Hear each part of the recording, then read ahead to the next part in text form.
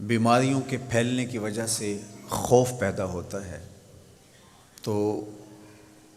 بشری کمزوریوں کی وجہ سے ہم لوگ بہت زیادہ متاثر ہوتے ہیں۔ تو اس بارے میں امام غزالی علیہ رحمہ نے لکھا ہے کہ لوگوں میں دو طرح کا موت کا خوف پایا جاتا ہے۔ کچھ لوگ موت سے اس لیے ڈرتے ہیں کہ اگر موت آ گئی تو میری زندگی کی لذات چھن جائیں گی، میرا کاروبار جس کو محنتوں سے میں نے کھڑا کیا، میری نسل جو پروان چڑھی اور اب ان کی خوشیاں دیکھنے کا مجھے موقع نصیب ہونا ہے، موت سے سب کچھ بکھر جائے گا اور میرے مستقبل کے سجائے ہوئے سارے خواب چکنا چور ہو جائیں گے۔ دوسری بات، موت کا خیال آتے ہی انسان پر یہ کیفیت طاری ہوتی ہے کہ میں اللہ کی حضور کون سا منہ لے کے پیش ہوں گا۔ اپنے مواخذے کا اسے ڈر ہوتا ہے، اپنے اعمال کی جواب دہی کا اسے خیال آتا ہے، اور وہ سوچتا ہے کہ میں اللہ کی حضور پیش ہوں گا تو میرے ایک ایک عمل کا جواب مانگا جائے گا، تو میں کیا اپنے اعمال کا جواب دے سکوں گا؟ فرمایا کہ پہلی قسم کا جو خوف ہے وہ حسرت دنیا بڑھاتا ہے، حسرت زر بڑھاتا ہے، جس کے نتیجے میں ان حالات کے اندر بھی لوگ ذخیرہ اندوزی کر رہے ہوتے ہیں اور مال لوٹنے کے چکر میں ہوتے ہیں،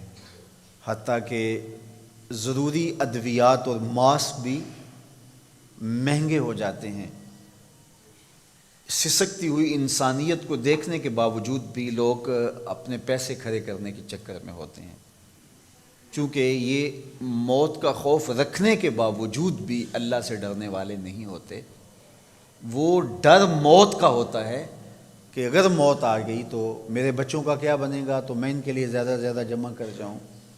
یا کساد بازاری ہو جائے گی، حالات کیسے ہو جائیں، کاروبار تو میں جتنا کما سکوں میں کما لوں، یہ مجھے موقع ہاتھ آیا ہے۔ تو موت کا یہ خوف نامحمود ہے۔ لیکن دوسری جانب جب موت کا اس طرح کا خوف بندے کے دل میں پیدا ہوتا ہے کہ میری تو کتنی نمازیں ہیں جو میرے ذمے باقی ہیں، میں نے ابھی تک ان کو ادا نہیں کیا، میرے ذمے قضا ہیں نمازیں، میں نے کتنے حقوق لوگوں کے میرے ذمے ہیں ادا نہیں کیے، میں نے کسی کا دل دکھایا ہے، میں نے کسی کو اذیت پہنچائی ہے، اتنے گناہ ہیں، ان کی معافی میرے ذمے ہے۔ تو اگر یہ خوف انسان کی طبع میں راسخ ہوتا ہے تو پھر وہ رجوع اللہ کرتا ہے، پھر وہ توبہ کرتا ہے، استغفار کرتا ہے، حقوق العباد کی تلافی کرتا ہے، قضا شدہ نمازوں کو ادا کرنے کی کوشش میں لگ جاتا ہے۔ حالات اس طرح کے ہیں، اموات واقع ہو رہی ہیں، وبا پھیل گئی ہے، تو میں اللہ کے حضور پیش ہوں تو میری نمازیں تو پوری ہوں، میں نے کسی کا حق تو نہ دینا ہو، کسی کا دل تو میں نے نہ دکھایا ہو، میں معذرت کر لوں، معافی مانگ لوں۔ اس خیال سے وہ پھر ڈرتا ہے۔ اصل اس کا یہ ڈرنا موت سے ڈرنا نہیں ہے، اللہ سے ڈرنا ہے، اور یہ چیز اس کو توبہ کی دہلیز پہ لے کے آتی ہے۔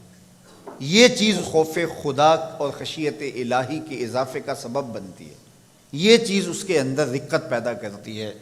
اور پھر وہ انسانیت کے لیے بھی ہمدرد بن جاتا ہے، لوگوں کے لیے بھی نافع بن جاتا ہے۔ وہ اپنے اطراف میں پھیلے ہوئے درد اور دکھ سمیٹنا شروع کر دیتا ہے، اور لوگوں کے لیے اس کا وجود ضرر کا سبب نہیں، نفع کا سبب بن جاتا ہے، اور ایک صالح اور پاکیزہ معاشرہ تشکیل پانے لگ جاتا ہے۔ اگر اس کی قسمت میں موت لکھی ہے تو وہ سرخرو ہو کے جاتا ہے، اور اگر اس کی قسمت میں زندگی لکھی ہے تو وہ اس بھٹی سے گزرنے کے بعد ایک صالح انسان بن کے باہر نکلتا ہے۔ اب میں اور آپ اپنا جائزہ ان حالات میں لیں کہ ایک دھڑکا سا جو لگ گیا ہے تو وہ دھڑکا کس اعتبار سے ہے؟ کیا وہ اپنی لذات کے چھن جانے کا خوف ہے یا اللہ کے حضور پیشی کا ڈر ہے؟ تو مجھے اور آپ کو یہ ایک موقع ملا ہے محاسبے کا، اس لیے صدقہ و خیرات کیا جائے، معصورہ دعائیں پڑھی جائیں، خوف زدہ ہونے کی بجائے حفاظتی تدابیر اختیار کی جائیں، اور کثرت کے ساتھ استغفار کیا جائے، اور کثرت کے ساتھ اللہ کی تسبیح پڑھی جائے، تو انشاءاللہ اللہ ہماری حفاظت فرمائے گا۔